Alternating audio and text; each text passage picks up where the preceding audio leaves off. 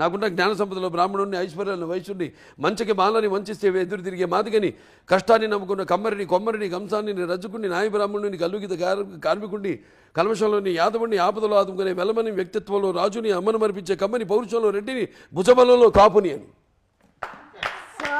Simple simple. నాకు fans అందరూ నా ఫ్యాన్సే.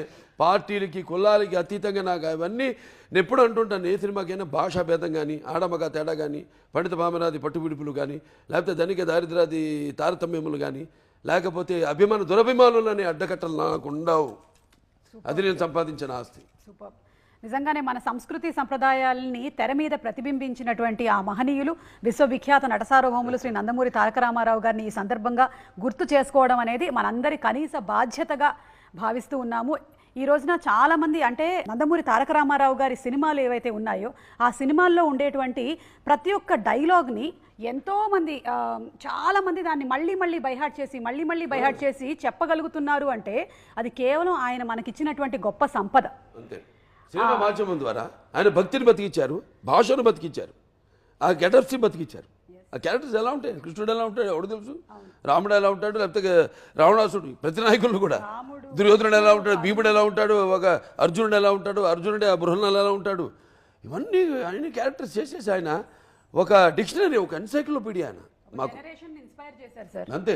ఒక జనరేషన్నే కాదు, రానున్నటువంటి ఎన్నో తరాలని ఇన్స్పైర్ చేశారు. ఇప్పుడు మేమన్నా బట్ట కట్టాలన్నా ఏదో సినిమాలో ఒక క్యారెక్టర్లోకి వెళ్ళాలన్నా క్యారెక్టర్ భాష నుంచి కూడా ఆ విరుపులు ఇప్పుడు అలాగే గెటప్ కావాలంటే ఒక గంటనే మనం చూసుకోవాల్సిందో సినిమా చూసుకొని దాన్ని దింపాల్సిందే.